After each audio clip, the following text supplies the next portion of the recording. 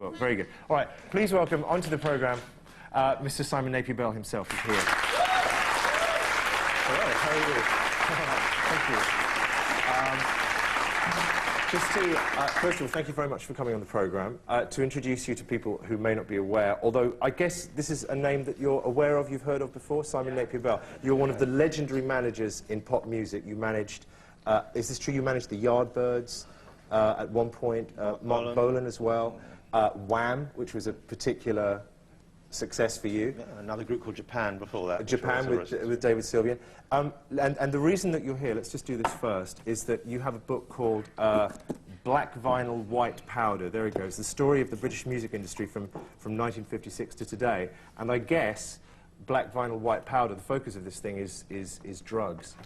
It's a description of the two key things in the business. Which are drugs and music. Yeah. And why do you think that drugs are so important in the music business? Why? Drugs have really driven the music business from the beginning. I mean, the invention of rock and roll came directly from amphetamines, which were manufactured in the war for all the troops, British, American, Japanese, German. At the end of the war, there were billions of amphetamine tablets left over, and so they passed into normal society in huge volumes. And it was when they were taken by the musicians from the southern United States who played country and western music that the music just got faster and faster and faster. Oh, so we started off by people singing country music? It was country music, going at faster and faster tempos. They were all amphetamines the whole time. Wow. And from then... Go ahead. Well, from then on it followed suit. I mean, amphetamines really stimulated rock and roll, and then later we had acid coming along and causing a whole change in the music at the end of the 60s. And then glam rock at the beginning of the 70s was really fired up by cocaine, which was not that different from amphetamine, just more expensive. Yeah. You had more expensive type of artists doing it, like Bowie and Bolan. And then back came amphetamines in the middle of the 70s. This disgusting pinkish grains of stuff that people shoved up their nose and made foul mucus go down the back of their throat. It was such a disgusting drug that you had to find disgusting music. So if it's so disgusting, how come everyone keeps taking it? Well, Is it helping the this music? particular drug, this is amphetamine sulfur. Yeah. It was such a disgusting drug, they had to find special disgusting music to go with it, which was punk rock. But when you first got into the business now, I heard that you worked for the Johnny Dankworth Orchestra, and you were rolling their joints for them. Well, I was a band boy. And it was what does that mean? Well, it's not. It was a roadie. Right, you're a roadie. And it means you carry the equipment up and down 5 flights of stairs at the Llandudno Empire or somewhere like that and set it all up. But for them, the key thing at the end of the evening was, they'd like to relax on the bus going back to London with the joints, and that was another of the band boys' jobs. You were early introduction to these things. Really? And was that not regarded, even at that time, as something very wild or very exotic? I think jazz musicians always felt it was a very natural thing. I was very good at rolling and terrible at smoking. They gave me a dreadful sore throat. I wanted to be a jazz musician, so I tried endlessly, but they just gave me a sore throat. And how did you move now? Because you've encompassed everything. How did you move out of that into management? What? I went from there to being a musician myself, which is what I planned to do at the beginning. Yeah. What did you play? I played the trumpet, but I wasn't that good. I went off to America to do it. And, right.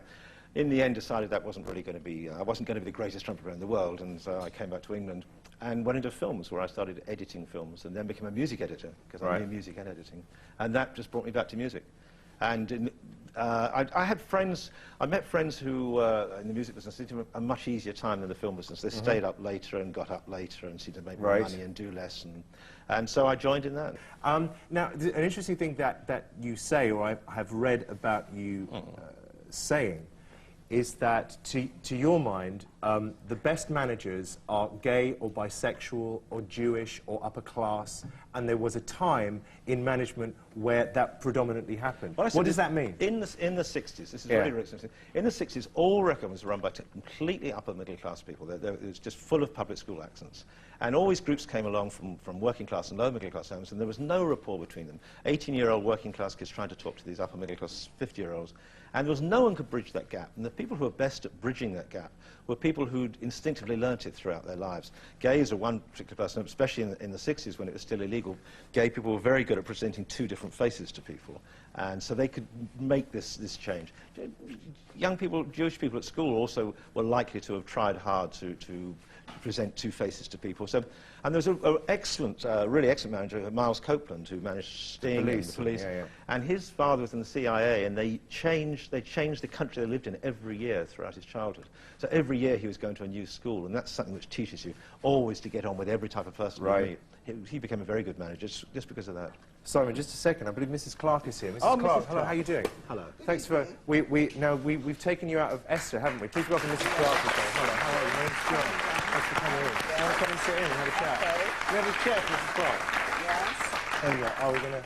This, Mrs Clarke, this is Simon Napier Bell. Hello. And he's a manager, a pop impresario. My name is John. I'm the host of a digital programme. Oh, yes. We're on digital television. Do you have digital television? No, but my cousin have, and I go and watch. Oh, right. Well, you'll be on Yes. this evening at 11 o'clock. Oh. Would you like to sit down? Thank you. Are you a big fan of Esther's? I do. Yeah? Very, very big. Yeah? Yes. Are you slightly disappointed not to be there and to end up being here? Well, no, I have to go over there. They're going to take me over there. We'll definitely make sure that we go over. and introduce Yes. her on air, aren't you? If we possibly can, we will. Yes. try. Oh, yes. There we go. It's lovely. Thank you. Thank you. Have you any experience of the pop music business yourself, Mrs Clarke? Well, yes, you know, in the old-fashioned way. How so? Well, I wouldn't say old-fashioned way because I run an organization in Brent, which I deal a lot with the children, and they do... When you say deal, I wouldn't hold the cover of that book up like that. I love Dale. No, I don't mean Dale. Yes. No, I don't mean Dale Winton. You don't mean Dale Winton? She means Deal. Yeah, Oh, you mean this Dale? No, this isn't Dale. Yeah, no, I mean deal. When you say deal, there is a double meaning to deal, I see. which could be interpreted as dealing somehow drugs, Oh, given the dear. fact that you're holding up that book there. And that is horrible. Right now, yeah, it's pretty horrible. bad, yeah. Dealing with drugs is a shocking... And do you ever have to deal with that in your line of work in Brent when you see people? You're joking. I don't know. I'm afraid of it. I haven't made a decent joke in the last 10 minutes, Mrs. Clarke. Well, let me tell you something. I'm Go ahead. afraid of drugs. I don't want to hear the name of it. Oh, really? You see, anybody... You really should be aware of what you're holding in your hand there, Mrs. Well, Clarke. I can't help it. I haven't read it, so I'm only looking on the outside. So what The book is about inside? drugs. The book does not condone drug use per se. All right. Well, if it's with drugs, and as long as I don't open it and see if it's good drugs, it's okay. They're all good drugs. What would good drugs be, Mrs. Clarke? Good drugs is the one that if you're ill, you take to cure you. Oh, I see. Medicinal drugs. Yes. So if you're not feeling well, you can make yourself feel better. Yes. But if you're feeling well, you can't make yourself feel better. That's it. Oh, okay. A strange philosophy. Let me ask you one last thing. You've seen this show tonight, Yep. the downs and the downs. Have you? You've seen the ups and the downs of the show tonight. Do you have any sense or any idea of how, if you had to manage me, what would you suggest that I do, or where do I need to go? Well, what you're asking is, will I turn on the show and watch it tomorrow when Yes. I'm not on it? No, probably. Where do you need to go? Well, you need to take her to Esther. Yeah, absolutely. We'll do that. We'll finish the show by And taking there Mrs. might be Clarke some to jobs Esther. in there, you know. Yeah. She needs a warm-up. But seriously, if you saw a performer like me, what would you do with me? No, never mind. I think he's got a great manner. He's really good. You should have a good show. I'm one of the greats, Yeah, Simon. I No think question about it. Very soon you'll be off choice and then onto Channel 5 And onto the upwards. Carlton Food Network. That'll be me. We try. There was something here. Hang on a second, Simon. Thank you very much for coming on, by the way. How was it? Mrs. Clarke, you know we're going to take you He's a on. wonderful man. He You're is. so great. What's your name, sir?